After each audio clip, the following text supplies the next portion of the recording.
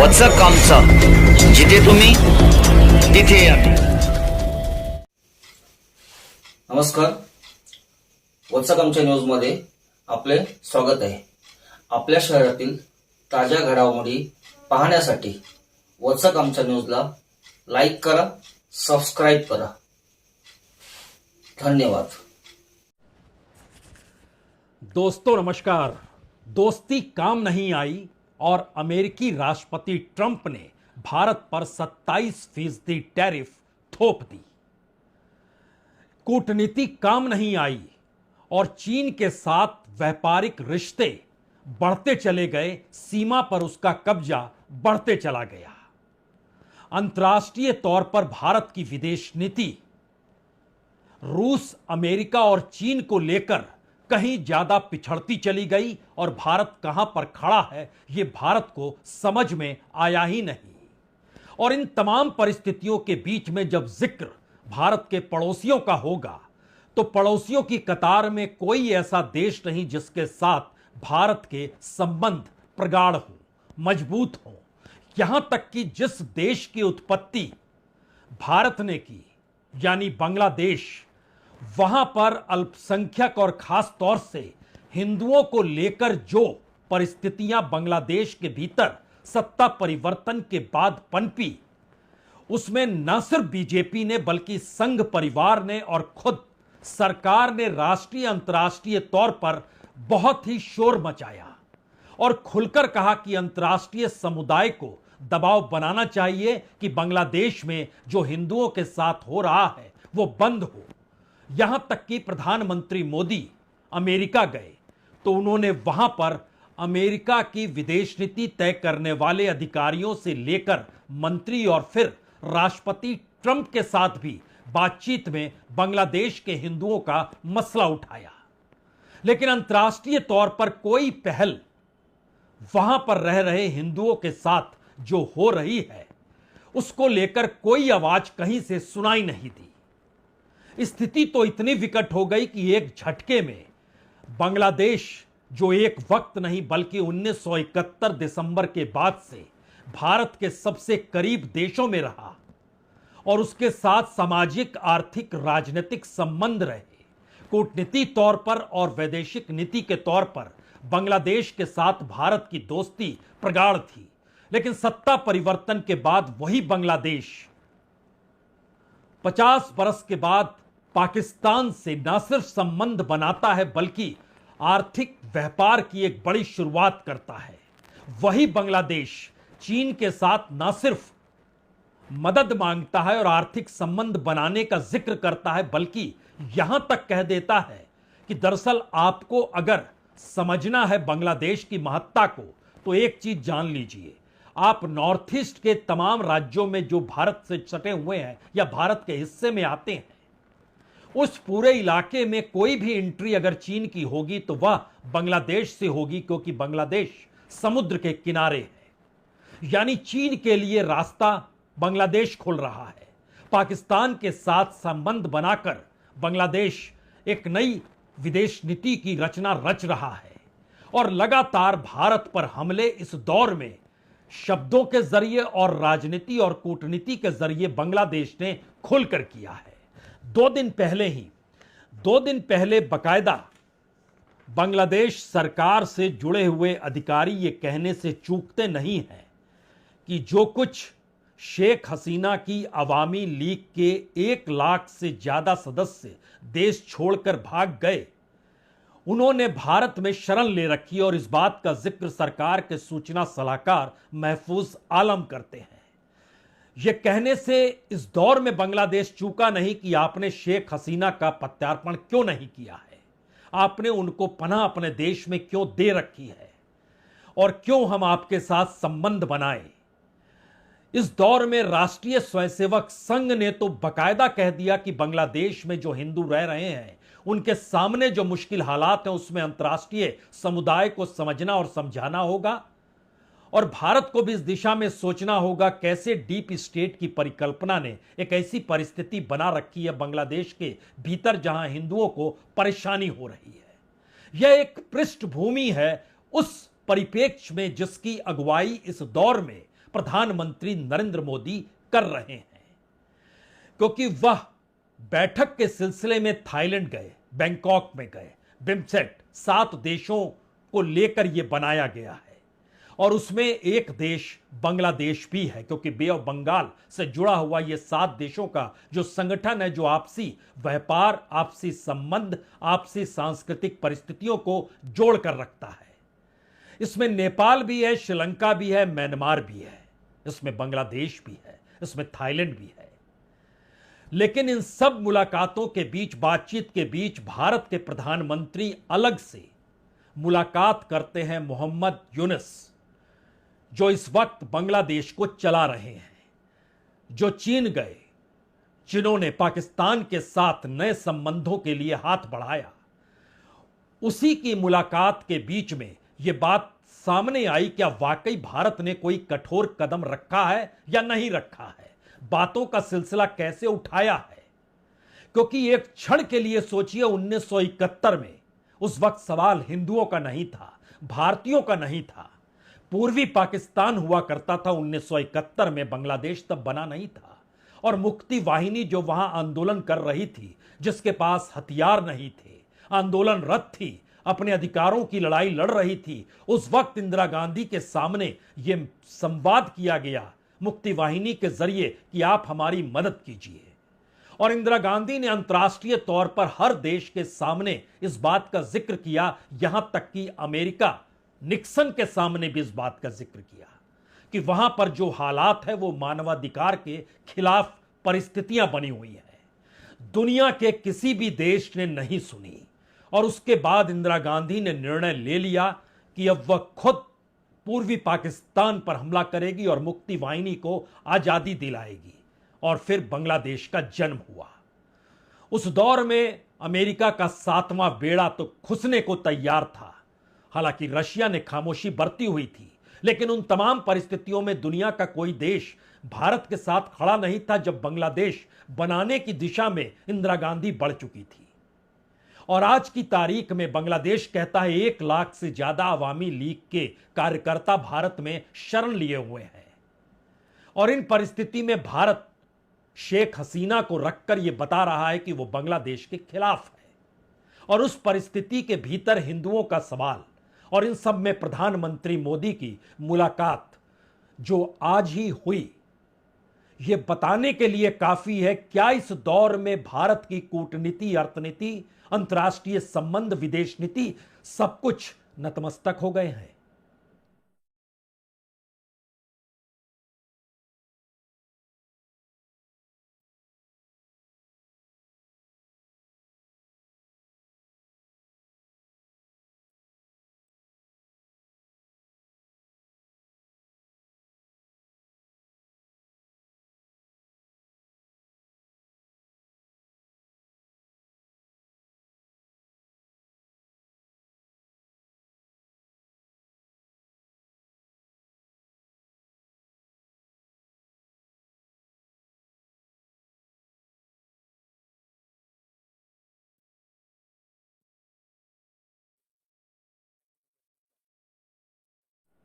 आप कह सकते हैं बांग्लादेश में जो हिंदुओं के साथ हो रहा है, प्रधानमंत्री नरेंद्र मोदी ने मोहम्मद यूनुस के सामने इन बातों को रखा होगा।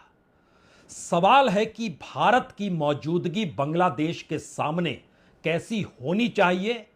और अंतर्राष्ट्रीय तौर पर जब दुनिया ने देख लिया रूस और यूक्रेन के युद्ध को, हमास या कहें फिलिस्तीन और इजराइल के युद्ध को, इन परिस्थितियों में अमेरिका की क्या रूपरेखा रही, चीन किस तरीके से ट्रेड वार से निकलकर अब अंतर्राष्ट्रीय तौर पर खास तौर से रूस के साथ और ईरान के साथ मिलकर किस कूटनीति को साध रहा है, तो ऐसे में भारत को क्या करना चाहिए।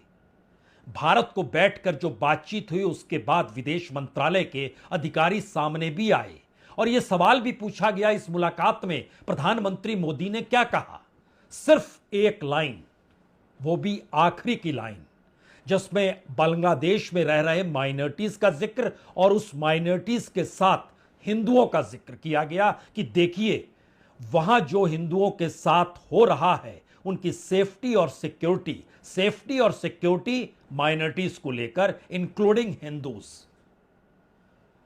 इसके अलावे तो एमईए की तरफ से यानी विदेश मंत्रालय की तरफ से तो साफ कहा गया कि भारत तो democratic, stable, peaceful, progressive, inclusive Bangladesh को चाहता है। भारत का समर्थन लोकतांत्रिक, शांतिपूर्ण, प्रोग्रेसिव बांग्लादेश को लेकर है, आपसी सहयोग बढ़ाने को लेकर है, कंस्ट्रक्टिव रिलेशनशिप चाहते हैं, सीमा पर गैर कानूनी तरीके से आवाजाही ना हो इसे रोकना चाहते हैं, और उसके बाद एक लाइन बांग्लादेश में रह रहे माइनॉरिटीज के सवाल को लेकर। तो यह बात कहीं ना कहीं किसी को भी चुभ सकती है, जिस सवाल को लेकर भारत के भीतर इतनी ज्यादा राजनीति होने की दिशा में बाकायदा सरकार की तरफ से और संघ की तरफ से जो सवाल उठाए गए वह एक क्षण में नतमस्तक कैसे हो गए। और अगर नतमस्तक हुए तो क्या यह सवाल भारत के लिए मुश्किल सबब है, क्योंकि माइनॉरिटीज का जिक्र अगर बांग्लादेश में हो रहा है तो भारत के भी माइनॉरिटीज का जिक्र क्या कोई अंतर्राष्ट्रीय तौर पर करने लगेगा? तो फिर भारत की अपनी संप्रभुता कहां जाएगी? और यह सवाल क्या वो बांग्लादेश के साथ जोड़कर देख रहा है, या भारत जिस ताकत के साथ खड़ा रहा? याद कीजिए, उरी में हमला हुआ था। उरी में हमले के बाद 2016 में भारत पाकिस्तान नहीं गया। प्रधानमंत्री मोदी ने सार्क की बैठक में नहीं जाने का निर्णय लिया और उसके बाद बांग्लादेश नहीं गया, अफगानिस्तान नहीं गया, नेपाल नहीं गया, और बीते 9 साल से सार्क की कोई बैठक हुई नहीं है।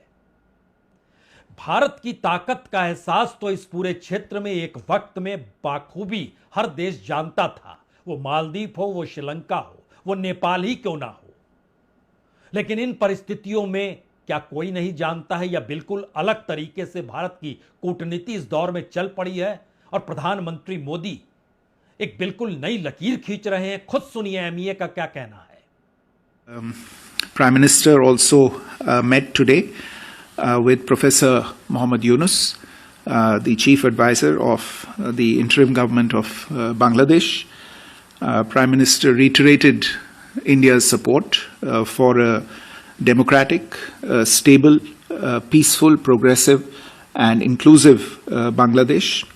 He underlined that India believed in a people-centric approach to the relationship and highlighted the cooperation between the two countries over a long period of time that has delivered tangible benefits to people in both countries. Prime Minister also underlined India's concerns related to the safety and security of minorities in Bangladesh, including Hindus, and expressed his expectation that the government of Bangladesh would ensure their security, including by thoroughly investigating all cases of atrocities committed against them. तो क्या सिर्फ बांग्लादेश को लेकर भारत की विदेश नीति बदली है, कूटनीति के तौर तरीके बदले हैं, या फिर यह एक कड़ी है? कड़ी इस मायने में क्योंकि भारत अमेरिका के दरवाजे पर भी तो पहुंचा था।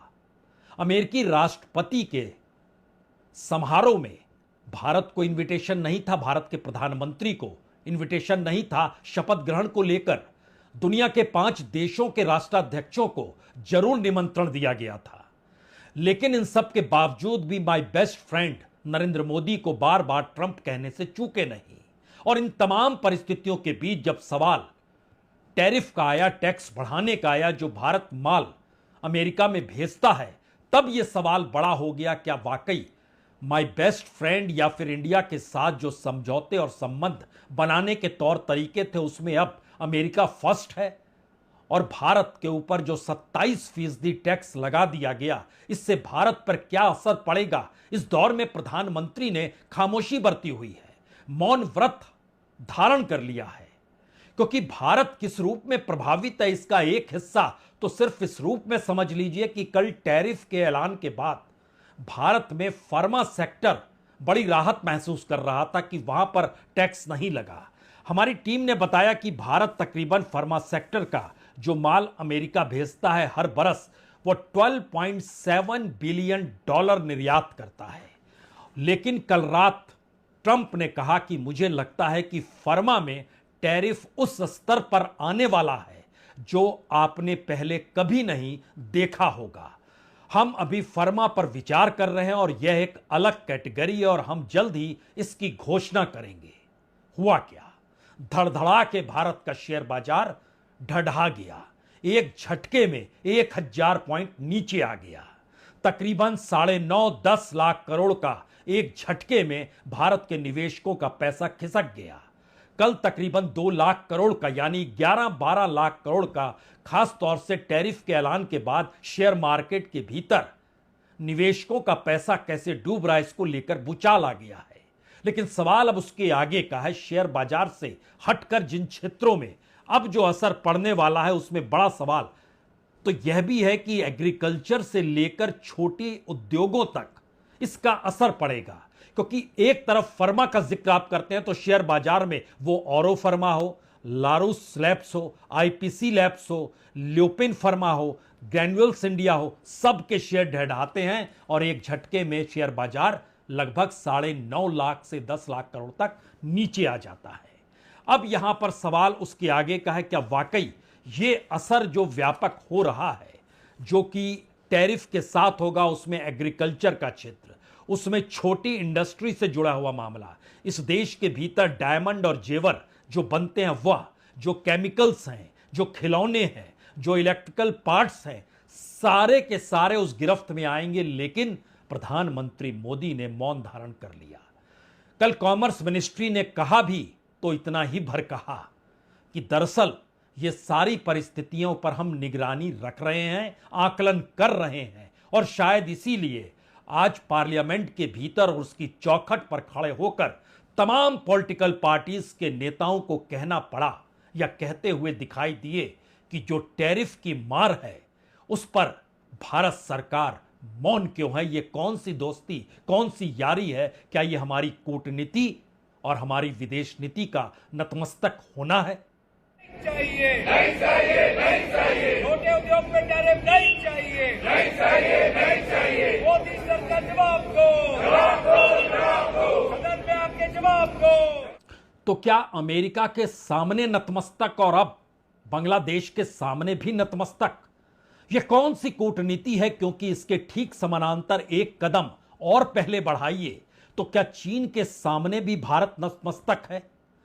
20 जवानों की शहादत और इन सब के बीच भारत पर कितनी बड़ी तादाद में जमीन पर कब्जा, बावजूद इसके चीन के साथ भारत के व्यापारिक संबंध बढ़ते चले जा रहे हैं। $100 बिलियन का से ज्यादा का माल चीन भारत बेच रहा है। वो पैसा चीन के हिस्से में जाता है। चीन उस पैसे का क्या करता होगा? चीन जाहिर है अपनी रक्षा को मुस्तैद करता होगा। रक्षा का मतलब सीमा है और सीमा का मतलब भारत से लगी हुई सीमा है।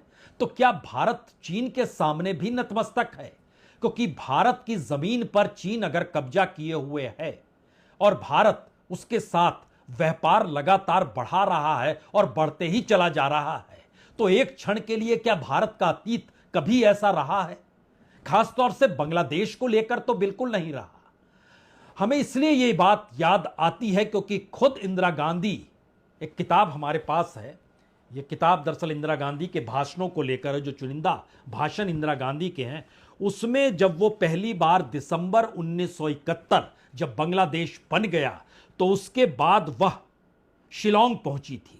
पूर्वी क्षेत्रों को लेकर वहां पर जो भाषण और बातचीत हो रही थी उसमें उनके भाषण का एक हिस्सा है, विश्व में ऐसी बहुत सी ताकतें हैं जो चाहती हैं कि भारत सफल ना हो। हम जब अपने व्यक्तित्व पर बल देते हैं और जब हमारी जनता शानदार ढंग से प्रस्तुत चुनौतियों का जवाब देती है तो उनके मन में खलबली मच जाती है। भारत एक स्वतंत्र विदेश नीति पर ही चल सकता है, जैसे कि हमारी एक के बाद एक कार्रवाइयों से साबित हो चुका है। और दिसंबर 1971 के बाद से एक और नई बात कही जा रही है कि यह कि हम आधिपत्य वाली एक ताकत बनना चाहते हैं। अब जरा कल्पना कीजिए, इंदिरा गांधी खुले तौर पर अपनी विदेश नीति को स्वतंत्र बताते हुए बांग्लादेश के निर्माण के पीछे भारत की जनता का साथ देना कहती है, और मौजूदा वक्त की परिस्थितियां क्या इसके उलट खड़ी हो चुकी हैं? क्योंकि जिस बांग्लादेश का निर्माण ही भारत के संघर्ष के बाद हुआ, उस बांग्लादेश के भीतर से भारत के खिलाफ और हिंदुओं के खिलाफ अगर आवाज आ रही है, तो क्या भारत की कूटनीति, भारत की विदेश नीति, क्या बांग्लादेश जैसे देश के सामने भी नतमस्तक हो चली है? यह सवाल बड़ा इसलिए महत्वपूर्ण है क्योंकि इसी बात का जिक्र 2 दिन पहले पार्लियामेंट में कौन सी विदेश नीति, कौन सी कूटनीति, अंतर्राष्ट्रीय नीति कैसी, इसको लेकर राहुल गांधी ने कहा। 4000 किलोमीटर चाइना ने ले लिए हैं और हमारे फॉरेन सेक्रेटरी उनके एम्बेसडर के साथ केक काट रहे हैं। 20 जवान शहीद हुए थे, उनकी शहादत की सेलिब्रेशन हो रही है केक काटकर। अब हम नॉर्मलसी के खिलाफ नहीं हैं, मगर नॉर्मलसी से पहले स्टेटस को होना चाहिए। हमारी जमीन हमें वापस मिलनी चाहिए। We should get our land back. Somebody once asked Indira Gandhi ji, in the matter of foreign policy, do you lean left or do you lean right? And Indira Gandhi ji answered, I don't lean left or right, I stand straight. I'm Indian and I stand straight. And the BJP and the RSS have a different philosophy. When asked, do you lean left or do you lean right? They say, no, we bow our head right in front of every foreigner that comes in front of us. तो क्या भारत से बड़ी चूक हो गई? भारत अपनी विदेश नीति को लेकर इस दौर में और इससे पहले की परिस्थितियों को भांप नहीं पाया? क्योंकि ध्यान दीजिए, जिस समय दुनिया के सामने रूस अपराधी के तौर पर माना जा रहा था, उसने यूक्रेन पर हमला किया, तब भारत ने अपनी अर्थनीति के मद्देनजर रूस से तेल मंगाया। यानी रूस को अपना ऐतिहासिक विरासत, पारंपरिक पुराने दौर का दोस्त भी बतलाया। लेकिन अगर ऐसी परिस्थिति थी तो इस दौर में जब अमेरिका ने कहा आप रूस से नहीं हमसे अब कच्चा तेल खरीदेंगे, गैस हम ही से लेंगे, एनर्जी हम ही से लेंगे, डिफेंस के क्षेत्र में भी हथियार हम ही आपको देंगे, तो प्रधानमंत्री मोदी ना नहीं कह पाए। तो क्या वो दोस्ती यारी सिर्फ अर्थनीति को लेकर थी, या फिर इजराइल और हमास या इजराइल के साथ फिलिस्तीन का जब युद्ध चल रहा था उस दौर में इजराइल में भारत के जरिए भारत ने अपने तौर पर यहां के लोगों को नौकरी के लिए इजराइल भेजा, ब्रिक्स बनाया गया और उसमें खुले तौर पर कहा गया कि ब्रिक्स कितनी बड़ी ताकत होगा, वहां पर उसकी अपनी करेंसी होगी। और दुनिया के मानचित्र पर ट्रंप के आने से पहले प्रधानमंत्री मोदी ने कई मौकों पर कहा, और अक्टूबर के महीने में जब ब्रिक्स की बैठक हो रही थी उसमें भी यह ऐलान किया गया कि शायद दुनिया के पावरफुल पोल्स अब बदल रहे हैं और भारत उसमें अहम भूमिका निभाएगा। लेकिन एक झटके में ब्रिक्स को लेकर अमेरिका की चेतावनी, धमकी और चुनौती डॉलर को लेकर जो दी गई, उसके बाद भारत ने खामोशी बरत ली। कहां कहां किस किस तर्ज पर कैसे कैसे परिस्थितियों में भारत की अर्थनीति ने जरूरत के हिसाब से अपनी इकोनॉमिक्स को संभाला, तो लेकिन वह विदेश नीति में फेल हो गया।